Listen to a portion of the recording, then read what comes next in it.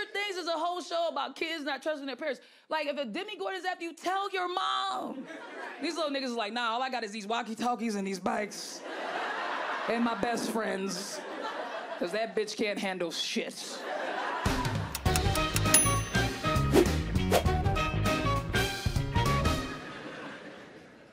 Man, we was growing up, man. It was crazy. Remember your mama kept everything in her bra? Money, car keys, candy.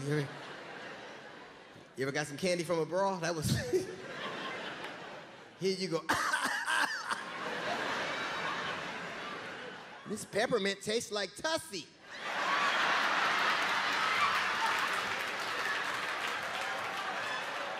My mouth is numb.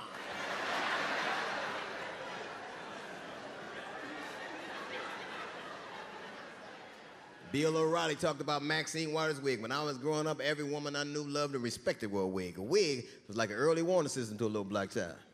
You came home and your mama's wig was on that white head she kept on the dresser, you knew she was home. If the wig was gone, mama was gone. Well, I'm going outside to play. You gonna get in trouble. No, I'm not. Mama ain't here. How you know? Look! Ding dong, the witch is dead, the witch is dead. Hit it, Tremaine.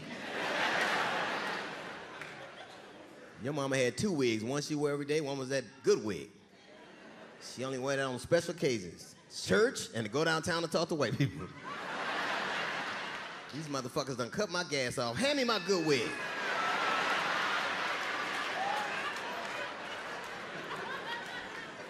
And watch your brother. Watch my brother. I'm 4, he 3. What the fuck I'm gonna do? I just shit on myself. I'm not a role model. I'm not.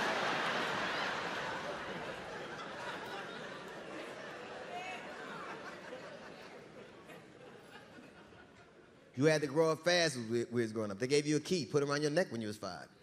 You had to let yourself in your house, do your homework, and start dinner. Mama said I gotta brown the meat.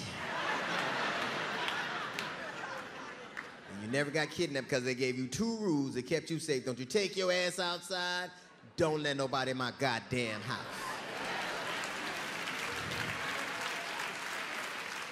Well, what if the house catches on fire? Motherfucker, you better burn up. I was so frightened of my mother, I would have did it too. Little boy, this is the fire department. There's a fire in the house. We need you to come outside immediately. My mama said I can't come outside. I gotta brown the meat.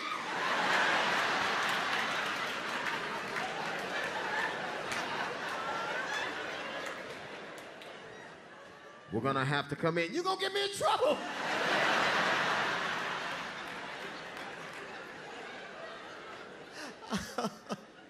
I can't have company. Oh, this fire is so hot.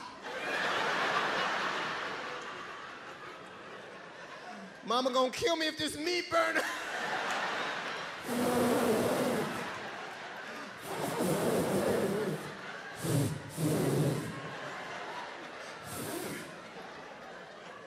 Go back outside, fireman.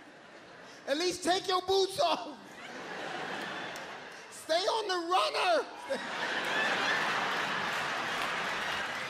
I didn't really know how fucked up my life was until I'm on the phone one day talking to my girlfriend. We talking about getting baptized, y'all. I'm like, yeah, girl, I've been baptized 25 times. She was like, 25 times? Who the fuck baptized you 25 times? I'm like, well, how many times you been baptized? She was like, once in the name of Jesus. I'm like, well, damn, my mama must have baptized me in her boyfriend names. Come to find out, y'all, back in the day when I grew up here in Atlanta, if you were having financial problems, all you had to do was go to your local churches and join the church and get the kids baptized, and they would write you a check for your financial problem. Yeah, but my mama turned that shit into a scheme. Nigga, she started getting us baptized 2-3 times on a Sunday. I remember showing up one time, I already fucking wet.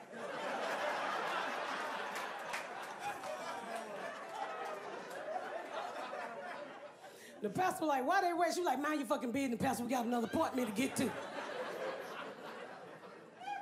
But finally the black churches realized my mama was running a scheme, so she had to go to the white churches.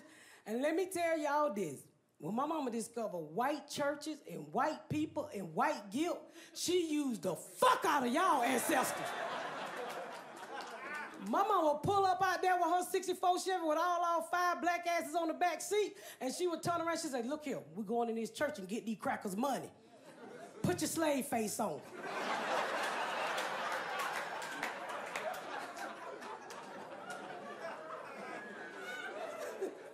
We go in that bitch and rack up. And my mama knows as soon as they write her that check, she was going straight to the fucking weed man.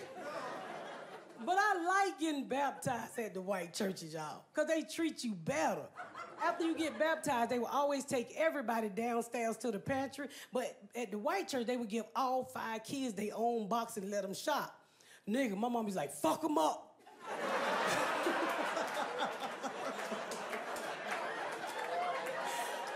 The whole time we got our slave face on. Called my oldest son watching porn, which I was like, you see, this is why I was never around. Like, who the fuck wants to deal? Anyway, point is, he's watching porn, and like I said, he's a teenager, so I didn't want to weird him out about him, you know, give him a complex. I'm sex positive, you know. It's not just for white women, you know what I mean? It's not. I freed a nipple or 2 in my day, you know what I mean? So I didn't want to weird him out. I think I handled it well. What I did, I was walking through, and I said, I saw that, and I kept it moving. Cool mom. That's how I played it. Cool mom, right? I saw that. Kept it moving, right? And then I came back and I said, could you watch black people? Like, what the fuck are you doing? Like, I wouldn't even have known he was watching porn if not for the alabaster skin gleaming off the fucking iPad. Like, if he was watching niggas, he wouldn't be in trouble right now. You know what I mean? Like, what are you doing? What do you do? Matter of fact, let me airdrop you some suggestions because this is a black porn household. Like, you are fucking up my legacy right now. What are you doing? Fuck you think this is? When I think about my kids and their sexuality, I don't care if they're gay or straight or what. I don't care about that stuff. I just don't want no weirdo, you know? I don't want no weirdo, and I think that's what happens when kids get on the internet and they see things too early, and when their brain, the synapses is synapsing, and then you got a weirdo, like, God forbid he becomes some kind of foot dude, you know what I mean? Like, what? Now, I ain't trying to kink shame, but that's the worst one, you know what I mean? Have you ever been with a foot dude? Ooh, let me get in them toes, like, sir. If you don't go under a bridge, like, can you stop it? Like, oh my God. Get under them. I mean, I let them suck it, but I judge the whole time, is all I'm saying. It's like...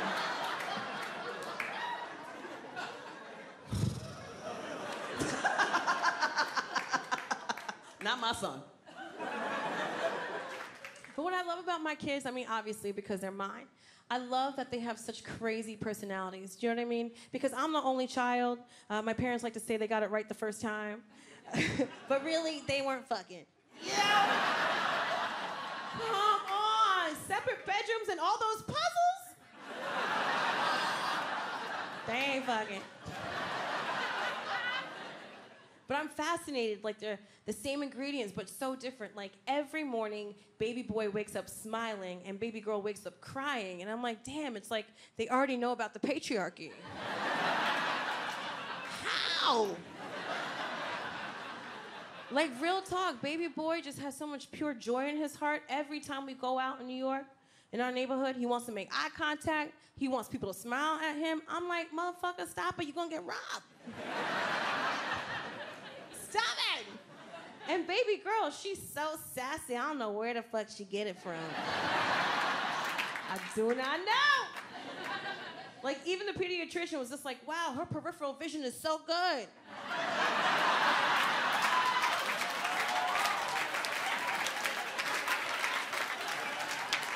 I said, that's side-eye, motherfucker.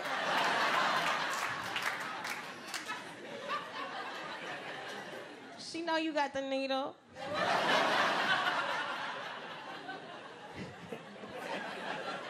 Oh, man. Anyway, I used to judge parents so much. Like, you can't judge people until you, like, are really in them shoes. You know what I mean? I'm like, I'm not gonna do it like that. I'm gonna be cool and do it like that. And then you're a parent, you're like, oh, fuck. Help me. Like, I used to judge parents when you would ask how old their kid is, and they'd be like, 19 and a half months. Man, please don't make me do math. Like, is that two? Is that two? I'm not your accountant. I can't read these receipts right now. But I realize parents do that shit because it's truly the last night they had a good night's rest. Real talk. If you out and you see a cute baby, you ask the parent, how old's your baby? And they'd be like, 8 months and 4 days.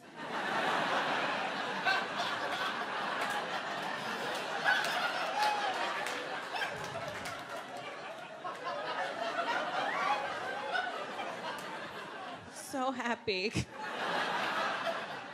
You give that new parent a hug, you give them a joint, buy them a pickleback. I don't give a shit. Be nice to them. Yeah, I grew up in this family, and we couldn't live together. I could live with my mom, but my dad obviously couldn't live with us because it was illegal.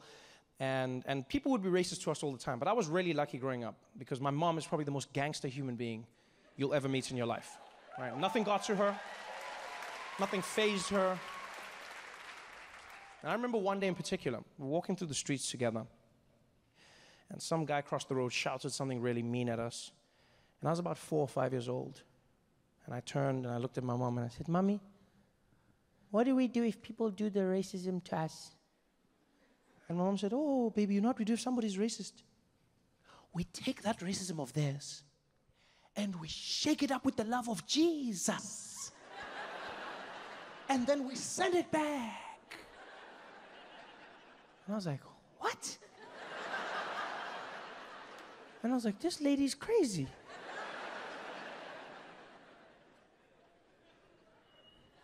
And she was crazy, but she was also right.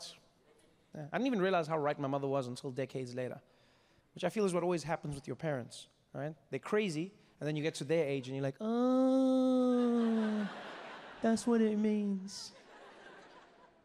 I only learned the lesson my mother was trying to teach me when, as a grown man, I was walking through the streets of Chicago. Minding my own business, some guy drove by in a pickup truck and called me the N-word. And I'm not gonna lie, I was disappointed. Mostly because he was driving a pickup truck. Yeah, I just felt like that was an unnecessary stereotype that he didn't need to perpetuate. You know? I feel like if you're gonna be racist, do something different. You know? Think outside the box. Drive a Prius. Yeah. It's better for the environment, and it's quiet. You can sneak up on me. We both win. But no, the guy was, he was driving a pickup truck, called me the N-word, and, oh, to give you the full story, I was jaywalking, right? I was jaywalking, yeah. And I don't tell you this to justify what he did. I just want you to know that I'm no angel, okay? Yeah. I was crossing the road, and then the lights turned red for me, but I decided to walk anyways because I don't see color.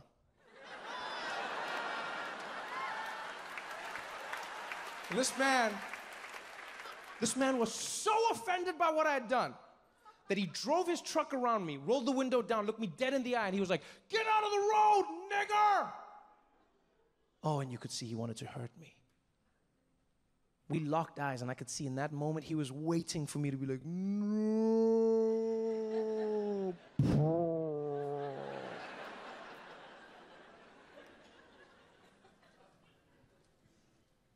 But what that man didn't know was where I was from.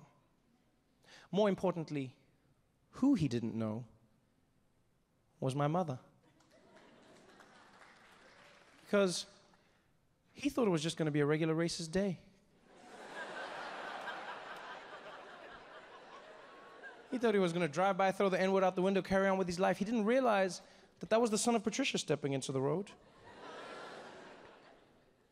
And it happened in a moment, but it lasted a lifetime. Because I didn't even think, he shouted that word, and out of nowhere, my body was like,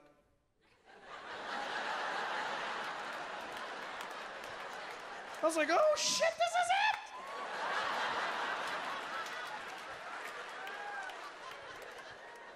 And let me tell you something, LA, it was so beautiful because I didn't plan it, I didn't think about it. All I know is I stepped into the road, he drove his truck around me, rolled the window down, looked me dead in the eye, and he was like, get out of the road, nigger! And I turned and I was like, you my nigga!